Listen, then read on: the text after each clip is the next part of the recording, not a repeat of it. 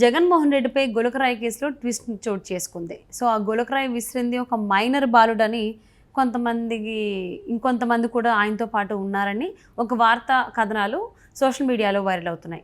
ఈ అంశానికి సంబంధించి మనతో మాట్లాడడానికి ఈరోజు మనతో పాటు ఉన్నారు టీటీడీపీ స్పోక్స్ పర్సన్ సూర్యదేవరలత గారు ఉన్నారు. వారితో మాట్లాడదాం. నమస్తే అండి. నమస్తే.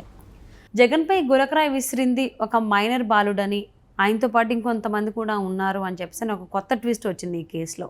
సో దీని గురించి మీరేమంటారు? ఏంటి? ఒక మైనర్ బాలుడిని, సతీష్ అనే ఒక మైనర్ బాలుడిని తీసుకొచ్చారు. సరే, ఆయన తీసుకురావడంతోనే ఆ పిల్లవాడితో సహా ఇంకో నలుగురిని కూడా తీసుకురావటం. ఆకాష్, చిన్న, దుర్గారావు, సంతోష్ అనే ఇంకో నలుగురిని తీసుకురావటం. అతను ఏం స్టేట్మెంట్ ఇచ్చాడంటే, నేను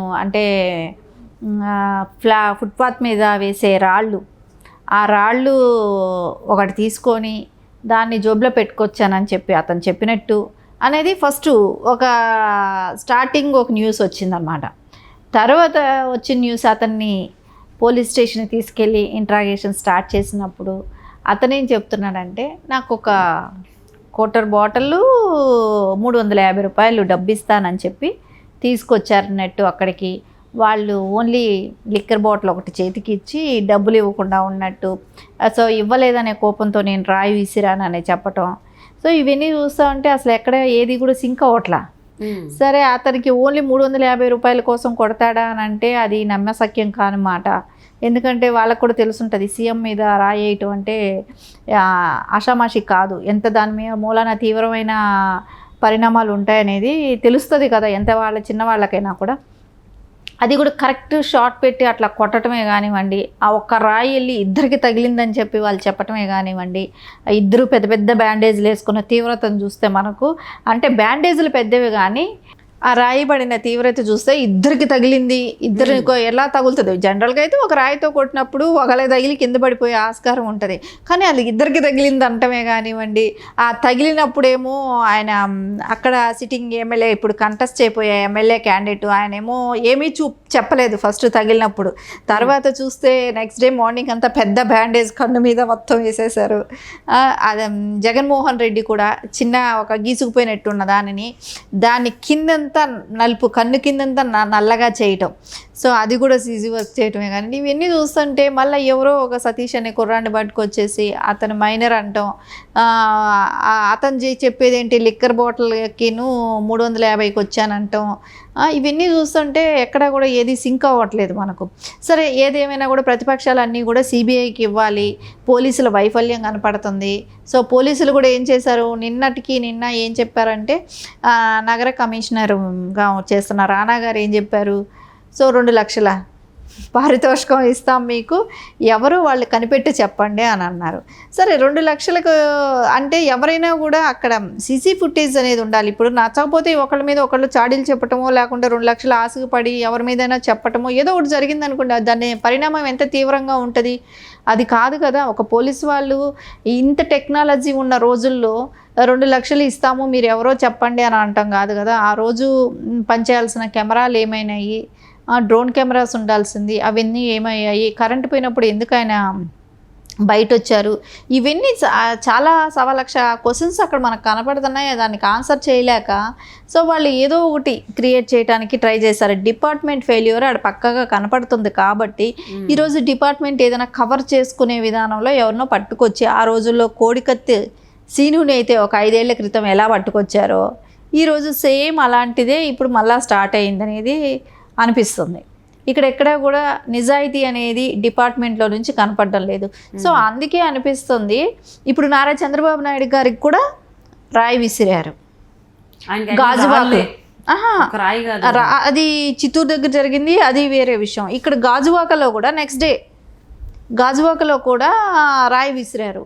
సో రాయి విసిరినప్పుడు అదే స్టేజ్ పైన నారా చంద్రబాబు నాయుడు గారు ఏమన్నారు, బాంబ్ బ్లాస్ట్లు అట్లాంటివి జరిగిన రోజు నేను పట్టించుకోలేదు, ఇట్లాంటి వాటికి నేను భయపడనని చెప్పి అక్కడ కంటిన్యూ చేశారు. సో అది అక్కడ సెక్యూరిటీ గార్డ్కి కూడా రాయి తగలటం జరిగింది. మళ్ళీ అదే రోజు సేమ్ డే పవన్ కళ్యాణ్ గారికి తెనాల్లో జరిగింది. సరే, అతను ఎవరైతే రాయి విసిరాడో అతన్ని పట్టుకోవటం జరిగింది. పట్టుకోవటం, ఆ కార్యకర్తలు కొట్టడం, అతన్ని పోలీసులకు అప్పచెప్పటం, ఇన్ని జరిగాయి. కానీ ఏమైంది, అతను ఏమయ్యాడు? సో ఎవరు చేయించారు? అనేది అయితే ఒక ఇన్వెస్టిగేషన్ అంటూ జరగాలి కదా, ఎందుకు జరగలేదు? సో ఇవన్నీ చూస్తుంటే మనకు వైఫల్యాలు ఖచ్చితంగా అక్కడ కనపడుతున్నప్పుడు డిపార్ట్మెంట్ని ఎంతవరకు నమ్మచ్చు? ఎవరినో తీసుకొచ్చి ఇప్పుడు దీనిలో ఇన్వాల్వ్ చేసి ఎంత డబ్బులకి పాపం వాళ్ళని తల్లిదండ్రుల దగ్గర నుంచి ఆ పిల్లాన్ని తీసుకొచ్చి ఇదంతా చూస్తుంటే అంత మేనేజ్ చేసినట్టే కనపడుతుంది, ఎక్కడ కూడా సింక్ అవ్వట్లేదు. సో ఖచ్చితంగా దీని మీద అయితే సిబిఐకి ఇవ్వాలి, ఖచ్చితమైన అయితే దీని మీద ఇన్వెస్టిగేషన్ అంటూ జరగాలని అనిపిస్తుంది. ఎందుకంటే అపోజిషన్ లీడర్ల మీద దాడి చేసిన వాళ్ళు ఎవరు?